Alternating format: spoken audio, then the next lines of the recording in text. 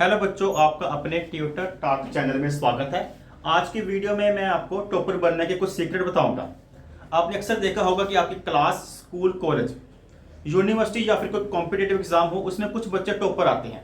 तो उन बच्चों का क्या सीक्रेट है, इस वीडियो में मैं आपको बताऊंगा।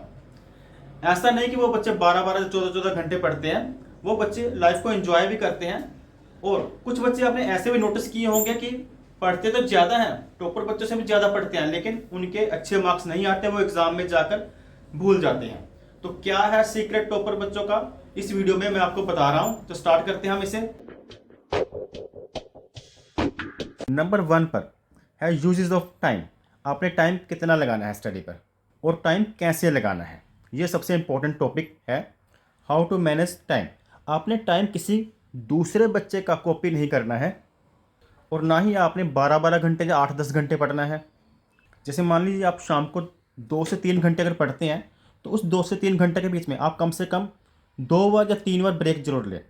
आप ऐसा भी कर सकते हैं कि आप 30 मिनट स्टडी कर कर बीच में 5 मिनट की ब्रेक लें, या फिर 60 मिनट स्टडी कर कर बीच में 5 मिनट की आप ब्रेक लें।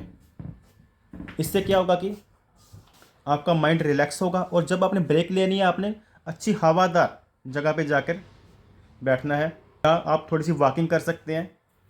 और 2 घंटे आपने टाइम निकालना है रात को सोने से पहले, पढ़ के सोना है। और सेकंड नंबर पर आता है आपका कि आपने कोई ना कोई गोल सेट करना कि मैंने कितना सिलेबस कवर करना है, और ये गोल मंथली या फिर वीकली नहीं, डेली का होना चाहिए।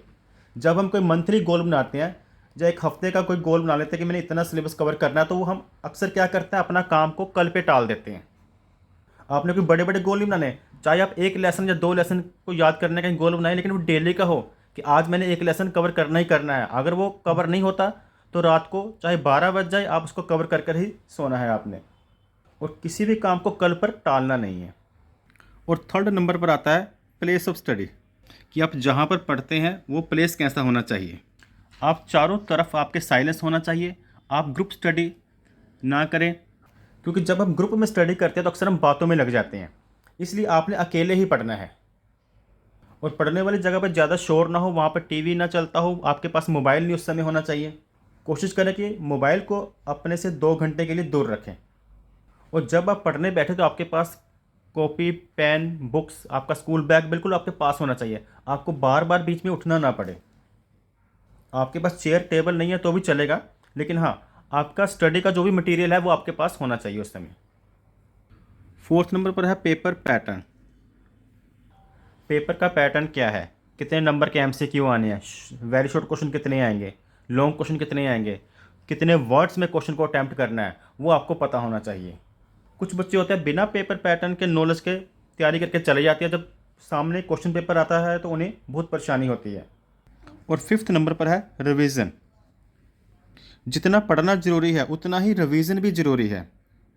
होता क्या है, बच्चे एक बार बुक को रीड करके जल्दी से दूसरी बुक रीड करना स्टार्ट कर देते हैं। कहने का मतलब एक्स्ट्रा बुक्स भी रीड करते हैं, लेकिन आप चाहे बुक्स एक ही रीड करें, लेकिन उसको रिवाइज जरूर करें। अगर आप स्कूल की स्टडी कर रहे हैं तो आप एनसीईआरटी को बार बार रिवाइज करें, क्योंकि एक रिसर्च में पता लगा है कि बच्चे जो याद करते हैं तो 24 आवर के बाद काफ़ी बच्चे ऐसे होते हैं जो कि 70% के नियर अबाउट भूल जाते हैं। इसलिए आपके लिए रिवीजन ज़रूरी है। टॉपर बच्चों की यही खासियत होती है, जो वो रीड करते हैं उनके पहले शॉर्ट नोट्स तैयार कर लेते हैं और उन्हीं को रिवाइज करते हैं, और बुक्स को भी बार बार रीड करते हैं।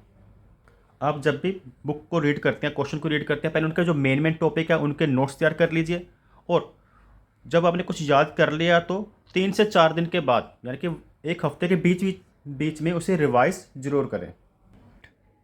और सिक्स्थ नंबर पर सीक्रेट है कि आप ओल्ड पेपर को रिवाइज करें। आप प्रीवियस ईयर के क्वेश्चन पेपर ले सकते हैं, और इनका सोल्यूशन आपको यूट्यूब पर मिल जाता है। जो प्रीवियस ईयर के क्वेश्चन पेपर होते हैं, मोस्टली ये देखा गया है कि जो पुराने क्वेश्चन पेपर में जो प्रश्न पूछे जाते हैं पिछले 5 या पिछले 10 साल के बीच में जो आए होते हैं, वही रिपीट होते हैं।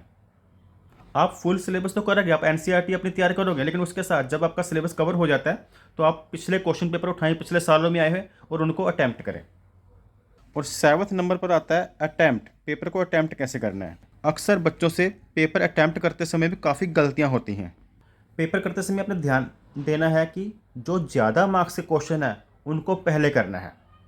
अगर तो MCQ वगैरह है जब 1 मार्क्स है वो तो आप जल्दी से कर ही दोगे। उसके बाद देखें जो वेरी शॉर्ट शॉर्ट लॉन्ग है उनमें जो ज़्यादा मार्क्स वाले क्वेश्चन है उनको जल्दी से करें, और घड़ी पे साथ साथ में टाइम नोटिस करते रहे कि कौन से क्वेश्चन मैंने कितने टाइम में कवर करना है। और एक बहुत इंपॉर्टेंट टॉपिक, आपको कई बार क्वेश्चन में लिखा होता है कि ये आपने क्वेश्चन का जो आंसर है 3 से 4 लाइन में देना है। जब लॉन्ग क्वेश्चन का कई बार लिखा होता है कि ये आपने 10 लाइन्स में या 15 लाइन्स में देना है, तो उतनी लाइन्स में ही क्वेश्चन को कवर कर दें। कभी भी पेपर ओवर अटैम्प्ट ना करें, क्योंकि जब हम पेपर को जितनी लिमिट दी है उस लिमिट से ज़्यादा लिख देते हैं, पहला रीज़न तो ये भी हो जाता है, प्रॉब्लम आती है कि उसमें मार्क्स कटने का डर ज़्यादा रहता है। अगर हमने लेंथ ज़्यादा लिखी है तो मिस्टेक भी ज़्यादा आएंगे। मान लीजिए अगर हमें कहा गया कि 100 से 150 वर्ड में आंसर लिखना है, तो आप कोशिश करें आपका 100 के आसपास ही कंप्लीट हो जाए, 110 120 तक कंप्लीट आपका हो जाना चाहिए। और हर एक क्वेश्चन कवर करने के बाद बीच में लाइन मारे, एक लाइन छोड़कर फिर अगला क्वेश्चन स्टार्ट करें, ताकि एग्जामिनर को चेक करने में इसमें आसानी होती है। और जो हर आंसर में जो मेन पॉइंट होते हैं उन्हें अंडरलाइन कर आए एग्ज़ाम में।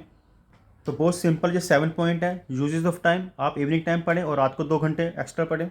और जो गोल आपने सेट करने हैं कि मैंने इतना टॉपिक करना, वो डेली का सेट होना चाहिए। स्टडी का प्लेस जो हो वो पीसफुल होना चाहिए। आप स्टडी का मटीरियल बिल्कुल अपने पास रखें। पेपर पैटर्न का आपको पता होना चाहिए, कितने MCQ क्वेश्चन हैं, कितने वेरी शॉर्ट आएंगे, और रिवीजन साथ साथ करते रहें। और पुराने जो प्रीवियस क्वेश्चन पेपर है उनको भी रिवाइज करें, पेपर अटैम्प्ट करते समय भी ध्यान दें।